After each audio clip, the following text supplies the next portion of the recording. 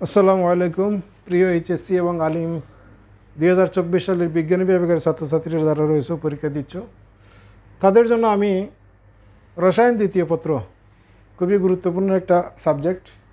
রসায়ন দ্বিতীয় পত্রের প্রয়োগমূলক এবং উচ্চতর দক্ষতার কী প্রশ্ন হতে পারে, কোন কোন টপিকের উপর প্রশ্ন হতে পারে তার সাজেশনে আজকে উপস্থাপন করব।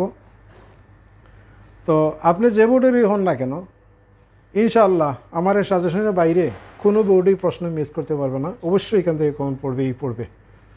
তো আমি আর কথা বাড়াচ্ছি না, সর্বপ্রথম পরিবেশ রসায়ন অধ্যায় 1 থেকে আমি 4টা টপিক সিলেক্ট করেছি। প্রথম টপিকটি হচ্ছে উদ্দীপক 1। এখান থেকে উদ্দীপক 1 থেকে অবশ্যই একটা প্রশ্ন থাকবে, বিভিন্ন সূত্র এবং গাণিতিক সমস্যা, অর্থাৎ বয়েলের সূত্র, চার্লসের সূত্র, অ্যাভোগাড্রো সূত্র, ডাল্টনের আংশিক চাপ সূত্র, এই ধরনের বিভিন্ন সূত্র আছে, সেই সূত্র থেকে অবশ্যই একটি প্রশ্ন কমন পড়বে। উদ্দীপক 2 গ্যাসের গতি তত্ত্বের ব্যাখ্যা এবং গ্যাসের গতিশক্তি নির্ণয়, এটাও গুরুত্বপূর্ণ। উদ্দীপক 3 আদর্শ গ্যাস ও বাস্তব গ্যাসের আচরণ এবং তার পার্থক্য গ্রাফ সহ। আর উদ্দীপক 4 অম্ল ও কার সম্পর্কিত লুইস মতবাদ।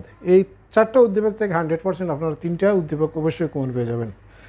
জৈব যৌগ থেকে আমি এটা বিশাল বড় একটা অধ্যায়, সব স্টুডেন্ট আসলে বইয়ে পায়, তো বইয়ের কিছু নেই।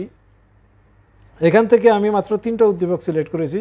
এই তিনটাই আপনারা পরীক্ষার মধ্যে পাবেন, 100%-এর উপরে আমি নিশ্চয়তা দিয়ে বলতে পারি। তো উদ্দীপক একটা হতে পারে বিভিন্ন সমগোত্রীয় শ্রেণীর জৈব যৌগের সাধারণ প্রস্তুতি এবং শনাক্তকারী বিক্রিয়া সমীকরণ সহ। এটা থেকে কি বলবো, 100%-এর উপরে যদি কোনো নিশ্চয়তা নিতে চাও তাহলে অবশ্যই আমি বলবো এখান থেকে একটা প্রশ্ন কমন পড়বেই। 2 নম্বর ইলেকট্রোফিলিক এবং নিউক্লিওফিলিক বিক্রিয়া, অপসারণ এবং সমানুকরণ বিক্রিয়া, এখান থেকে একটা প্রশ্ন কমন পাবেন। আর 3 নম্বর উদ্দীপক হচ্ছে সমানতা এবং তার প্রকারভেদ। এই ছিল জৈব যৌগের 3টা টপিক, 3টা উদ্দীপক, 3টা থেকে 100% 3টাই আপনারা কমন পেয়ে যাবেন। পরিমাণগত রসায়ন অধ্যায় 3-এর মধ্যে আমি উদ্দীপক সিলেক্ট করেছি 5টার মধ্যে প্রথম উদ্দীপকটা হবে দ্রবণের ঘনমাত্রাকে শতকরা ও ppm একে প্রকাশ। এটা মোটামুটি নিশ্চিত 100 আপনি যে বোর্ডের হন না কেন এটা কমন পেয়ে যাবেন। উদ্দীপক 2-এ থাকবে অম্লকার প্রশমন বিক্রিয়া ও প্রশমন বিন্দু নির্ণয়।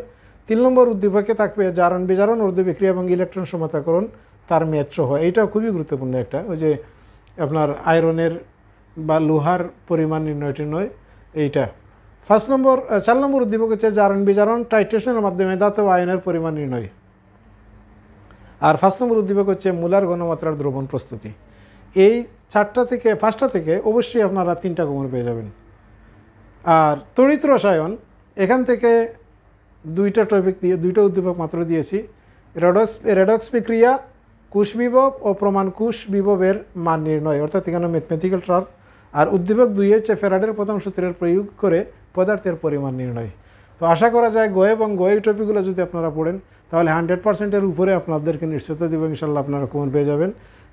আর বাকি যেগুলো আছে আপনারা অধ্যায় যদি স্কিপ করতে চান তাহলে আপনার যেটা ভালোভাবে পড়া আছে যে কোনো 3টা অধ্যায় পড়লে আপনার 5টা কমন পেয়ে যাবেন। তো আমি আসলে 5টা নয়, আমি 8টাই কমন পাওয়ার জন্য আমি আসলে সাজেশন উপস্থাপন করছি। ইনশাল্লাহ আপনার 8টাই কমন পাবেন। এখান থেকে আপনার যেগুলো সুবিধা মনে হয় আপনারা আনসার করবেন। তো আজকে এই পর্যন্তই। আমার চ্যানেলটাকে সাবস্ক্রাইব করবেন। ইনশাল্লাহ আপনাদের বিজ্ঞান বিভাগের সকল সাবজেক্টের সাজেশন আমি উপস্থাপন করব। আল্লাহ হাফিজ।